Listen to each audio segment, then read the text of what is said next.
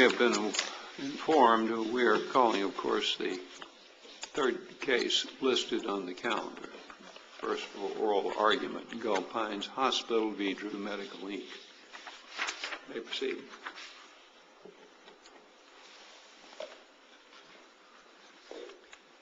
C.O. Drew, Jr., Your Honors, on behalf of the appellant, Gulf Pines Hospital, I will reserve 5 minutes for rebuttal, if I may.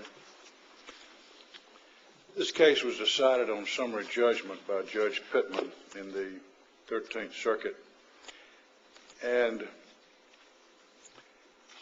14th. Inherently, ma'am, sir? 14th. 14th Circuit, yes, sir. And inherent in that judgment, implicit in that judgment, was the denial of the motion for summary judgment filed by Gulf Pines, the appellant. Drew Medical was required to prove no disputed issue of material fact to get their summary judgment. And under the undisputed facts, they were entitled to judgment as a matter of law.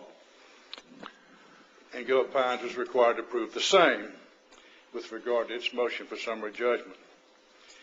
So with the cross motions, yes, sir. Basically everybody agreed there was no dispute of material fact. The material facts, the court erred, though, in granting summary judgment for Drew Medical because there were material facts which were disputed with regard to whether an agreement to purchase a CT scanner was reached. There was no plea that there was a... I thought that's what your man said on deposition. Didn't Mr. Steele say an agreement was reached? He signed a note to purchase a CT scanner. And the other material fact in dispute was whether Gulf Pines canceled the sale as it can under the UCC. The record shows that Gulf Pines did communicate... Let me ask you this, Mr. Rood. At pages 19 and 20 of volume 2 of the record, the question was asked Mr. Steele. Ultimately, these negotiations led to the promissory note being drafted and an agreement being reached between Gulf Pines and Drew Medical, Inc. Correct? Answer, correct.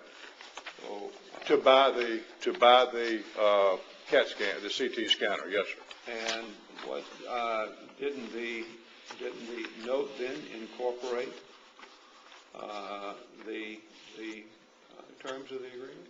No, sir. It identified a CT scanner, and there was a verbal. The testimony indicated that there was a verbal description of what was being purchased as being a fairly new. Where the note has an unconditional promise to pay, such as for value received. Undersigned Gulf Pines Hospital, the borrower, promises to pay to the order of Drew Medical, Inc., sum of $165,000. Yes, sir. Where is the ambiguity there? Later, Your Honor, in connection with the discussions held with the representative of MIT, which was the representative of Drew Medical, who had... But that representative wasn't a signatory to the note itself. No, the representative of MIT was not, but the representative of MIT had uninstalled a CT scanner and put it in storage in December of 2002. In 2003, after the note was signed, they communicated with Mr. Steele as to coming and determining whether or not it would fit inside the premises at Gulf Pines Hospital.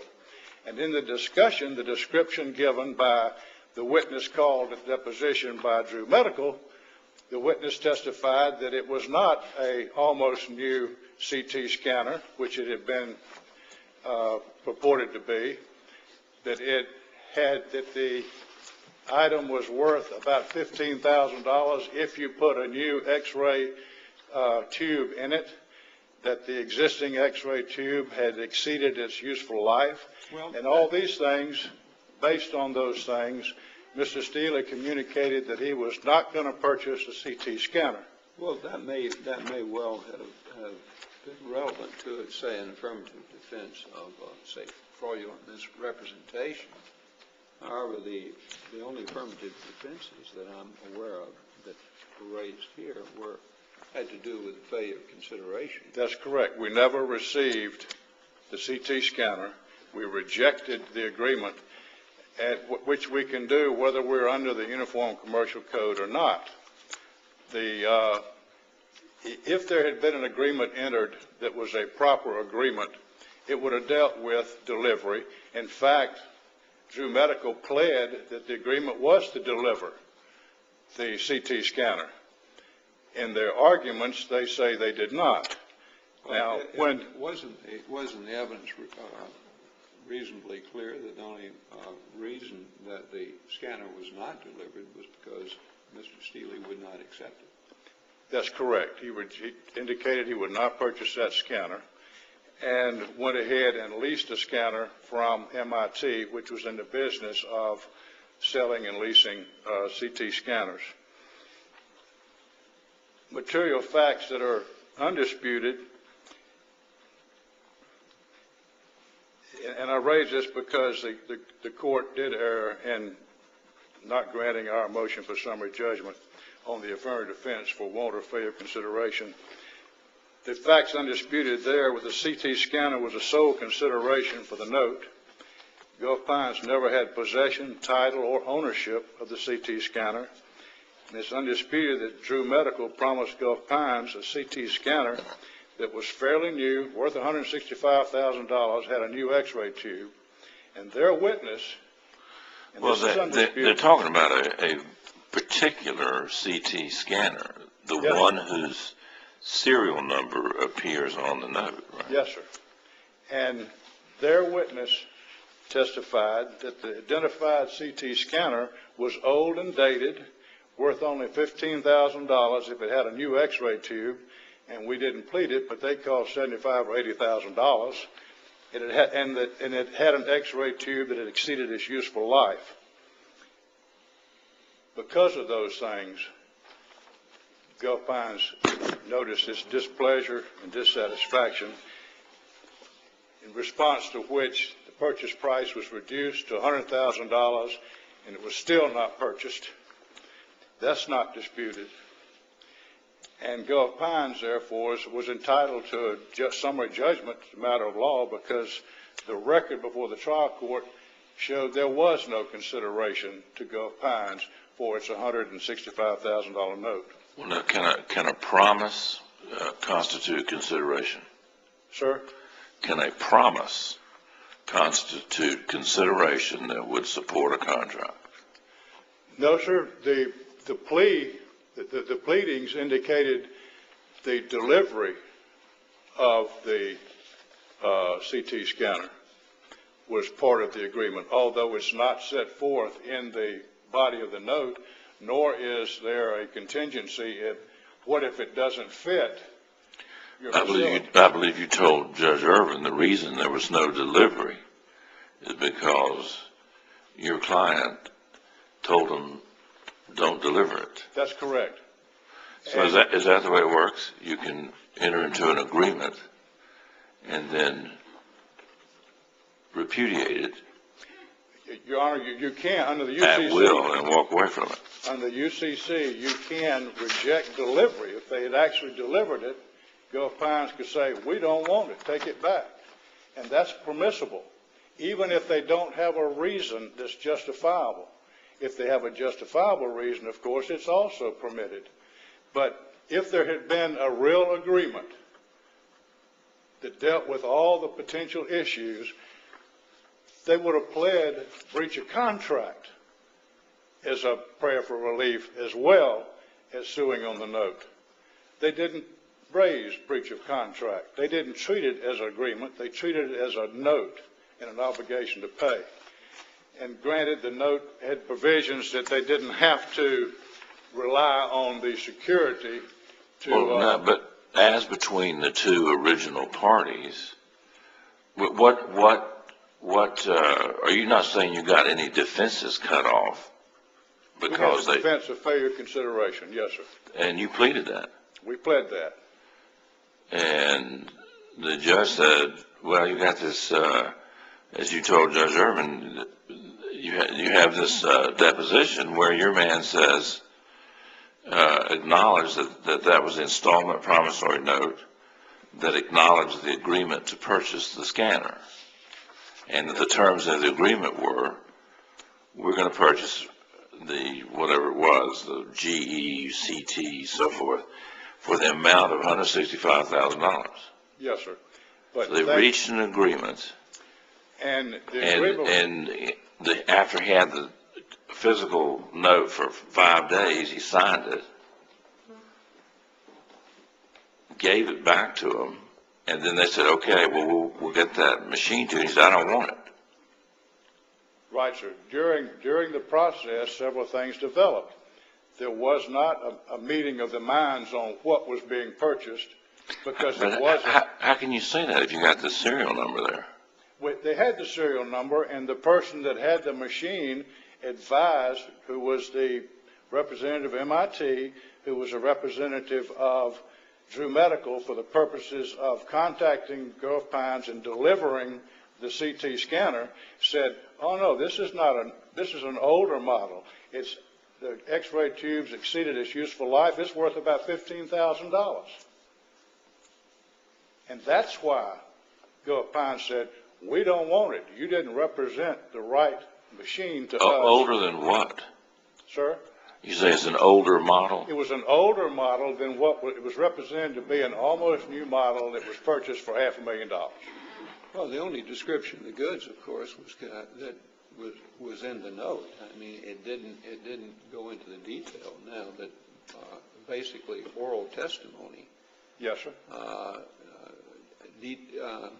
Relating to the party's expectations as to the type of goods to be purchased. But all you had in the note itself was simply a serial number description, and that was about it. Yes, sir. It just had a serial number of the CT all CAT. this, I'm wondering if that's really relevant to a determination as to Drew Medical's right to bring an action on the note and accelerate payments under the circumstances because of the default. Well, Your Honor, even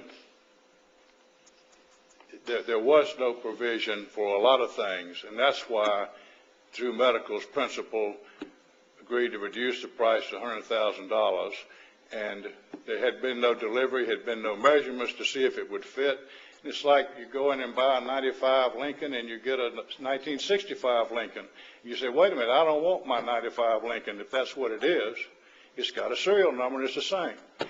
And based on those things, it was rejected, which is permissible, and I've used up too much of my time. Any further questions at this juncture? Thank you. Thank you.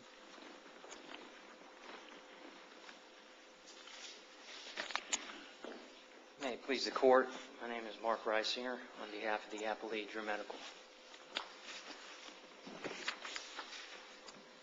Just a quick response to Your Honor, Judge Irvin, with regard to the question of whether a misrepresentation or alleged misrepresentation, in this case regarding value or quality, has any relevance with regard to the issue before this Court, which is whether or not there is lack or want of or failure of consideration.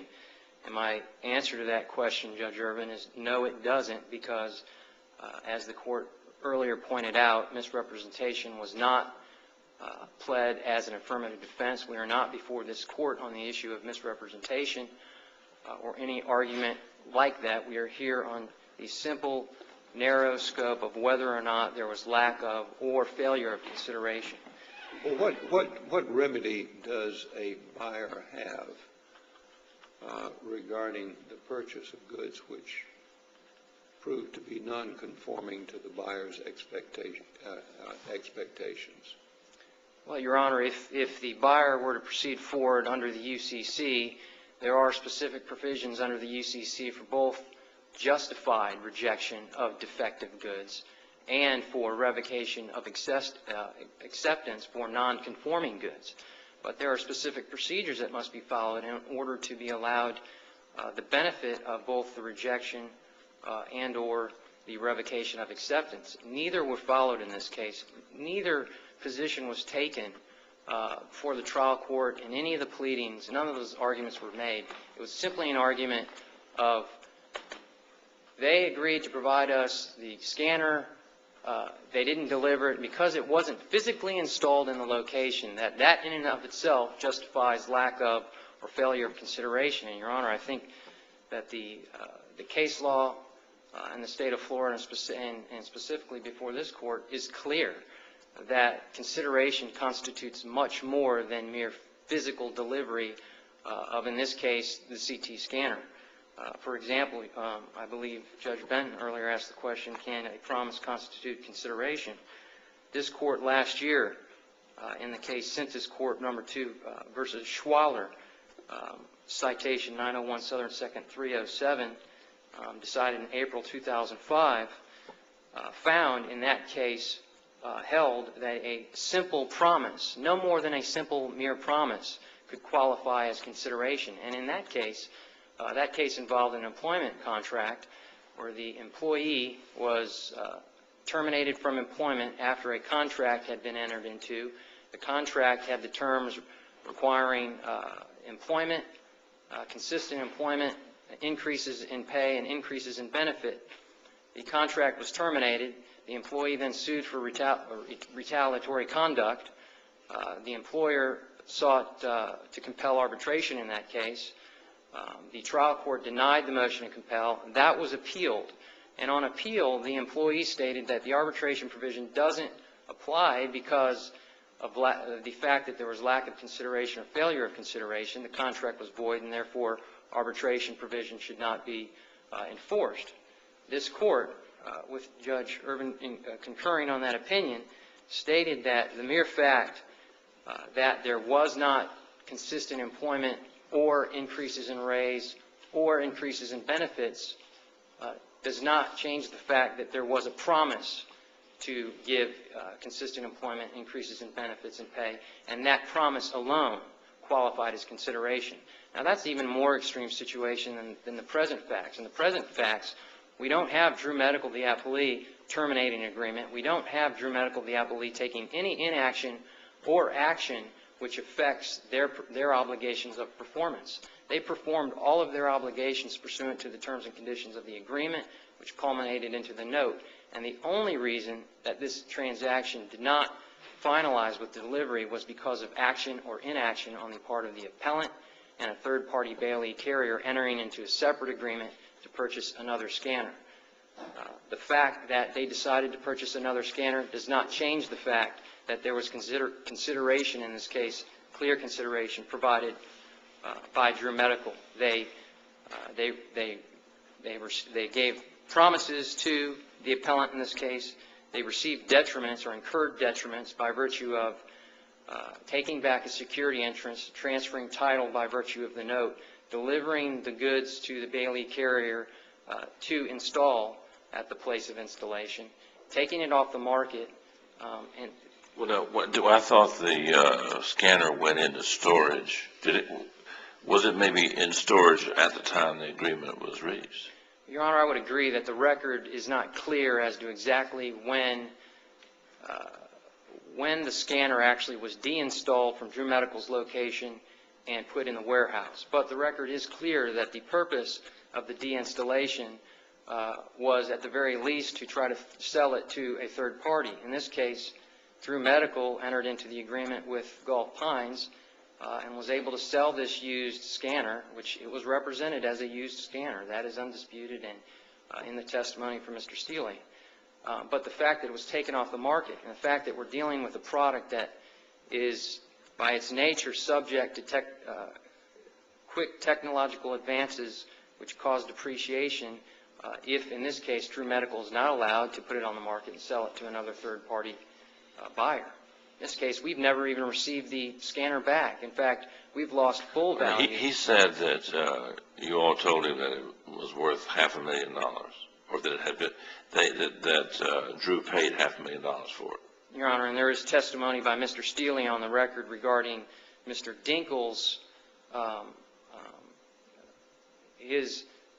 his allegations regarding how much the CT scanner was worth at the time. At the time, that wasn't an issue before the court, or because of the misrepresentation issue wasn't raised, and so there isn't any testimony from Mr. Dinkle regarding that. I wouldn't disagree that those representations were made, but all it would, at the very most, it would create an issue of fact with regard to Mr. Steele's deposition testimony and Mr. Stevens' deposition testimony, who was not qualified as an expert to render an opinion on with regard to value, and really was a hostile witness towards the appellee, since he was in a contract with the appellant at the time to provide services for this second scanner that was sold to Gulf Pines Hospital. So, Your Honor, both the misrepresentation issue and the question of value, although they may be issues of fact, they're irrelevant to the issue before this court, which is the issue of consideration. They have no dispositive impact on whether or not there was consideration. Let's assume for a minute that the CT scanner was only worth $15,000. It doesn't change the fact that there was still consideration. Now, we take issue with that, and had we gone forward and that become an issue in the appellant's pleadings, we would have simply offered testimony to rebut that. But nevertheless, assuming arguendo that it is, it doesn't change the issue of consideration and whether consideration exists. A mere promise, as this court said in the Census Court case, a mere promise alone will constitute consideration. In this case, there was more than a mere promise. There was full performance on the part of the appellee. We still have not received the equipment back, and theoretically it is at this time worthless because of technological advances taking place in the diagnostic imaging business. So the burden on Gulf Pines was to show that there was no genuine issue of material fact, that there was a complete failure of consideration. Yes, Your Honor. Well, with respect to the burden on the part of proving their affirmative defense, Your Honor, their burden was, yes, to show that there was no, in order for the court to grant their motion for summary judgment, their burden was to show that there was no genuine issue of material fact. And their burden defensively then was to show, presumably, that there was indeed a genuine issue of material fact regarding the consideration issue. Correct, Your Honor. And the issues of fact that they are pointing out to the court to constitute genuine issues have no relevance with regard to the issue of consideration.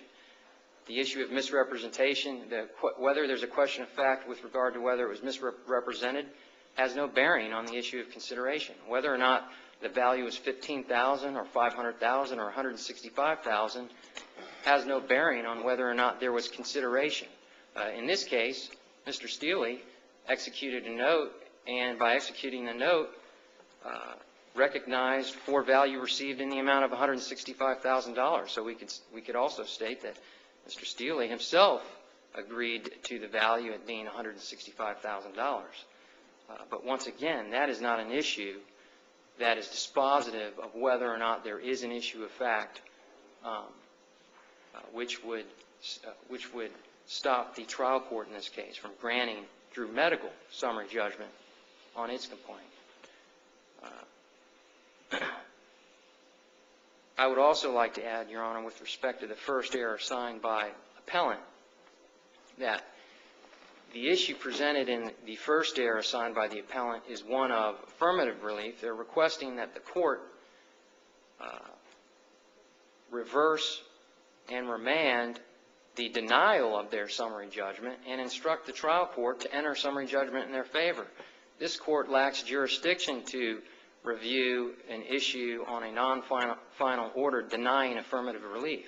We're not reviewing a non-final order. We're reviewing the amended final order.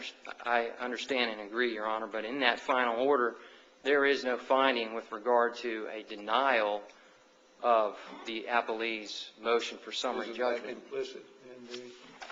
Well, it is implicit that it's denied, but it's denied with regard to a defensive posture, meaning that they can certainly attack the trial court's right to grant summary judgment in favor of Drew Medical, but they don't. The court lacks jurisdiction to review the issue of whether or not it was appropriate to deny affirmative relief. In this case, If an appeal is taken from a final judgment, are we not free to look at any interlocutory order that led up to the final judgment? well, Your Honor, I guess it depends on whether or not, if it's covered within one of the specific provisions. In this case, it would be Rule 9.130, and an order denying a motion for summary judgment on an affirmative defense regarding a contract or a promissory note is not one of the exceptions listed in Rule 9.130. If we were dealing with a temporary injunction or an issue regarding possession of property or workers' compensation proceeding, then in those particular instances, a denial of affirmative relief would be reviewable. In this case, it is not. And I would submit that I believe that the court is appropriately addresses whether or not it was error for the trial court to grant Drew Medical summary judgment, but not for whether or not it was appropriate to deny the affirmative relief and then instruct the trial court to then grant summary judgment in favor of Gulf Pines Hospital on its affirmative defenses. I would just go back to the issue of consideration, Your Honor. There's been a lot of issues raised, points and counterpoints by the pleadings in the appeal. The UCC has been raised, misrepresentation has been raised, value has been raised. But once again, this court is looking at the narrow issue of whether or not lack of or failure of consideration, whether or not there is a genuine issue of material fact, which was before the trial court, which would render that trial court's decision erroneous. I would submit to the court that there is not. There are ample instances in the record establishing consideration provided by Drew Medical and detriments incurred by Drew Medical. We have a $165,000 machine represented in the promissory note that was delivered. It wasn't installed, but it was delivered. The promissory note was taken back with a security interest. A machine was taken off the market, and because that, Drew Medical can no longer put that piece of equipment out on the market for sale and cannot receive any value for that. That is clearly a detriment. That in and of itself constitutes consideration. But in addition to that, there are numerous other instances establishing consideration. And to the extent that there was any failure of consideration in this case, Your Honors, it was due to the unilateral actions of the appellant and the third-party carrier in this case, not Drew Medical. Thank you, Your Honors. Thank you. Mr. Ruth? Thank you, Your Honor. Back to a question that was asked earlier about a promise being consideration. I agree that a promise can be consideration, but like anything else, if the promise is broken and something promised to be delivered as described is not going to be delivered as described because it's not the item that was described, then that's a failure of the consideration. You've got the broken promise because what they promised to deliver was described by their witness, their fact witness on deposition, is not being as described to Gulf Pines. And as to the order, it is implicit. The judge entered an order denying our motion for summary judgment. So under that view, any breach of contract would be a failure of consideration? Yes, sir. But it is possible that a contract can come into existence and then be breached. Yes, sir. Why didn't that happen here? Why didn't? Why is that not what happened here? Well, there was an agreement to purchase. We maintain there was no formal agreement in writing as to the purchase of the CT scanner. There was a CT scanner identified. There was a note signed saying that was security and it was to pay for the CT scanner. And you did not raise the statute of frauds as a defense? No, sir, we didn't, because there was no written contract. Drew Medical made a promise to deliver a specifically described piece of equipment that their witness described as not being what was to be delivered. And back to the judge, the order denied ours, granted theirs. A final judgment No, go ahead. was silent as to us, and final summary judgment was entered in their favor. I have one question before you leave. Is it possible, Mr. Rood, for there to be a breach of a contract and still that there, and notwithstanding that there not be a complete failure of consideration? Yes, sir. I think that can be a breach and a failure of consideration. I'm saying, can there be a breach without a complete failure of consideration? I think it would depend on what provision of the contract was breached. If it was the item described being erroneously described and learned after the agreement was entered, as described by their witness, that's a breach, that's a material breach. And that's why the contract was rejected. That's why the decision was made not to purchase the CT scan. Thank you. We're going to be in an informal recess for the purpose of reconstituting the panel. Thank you.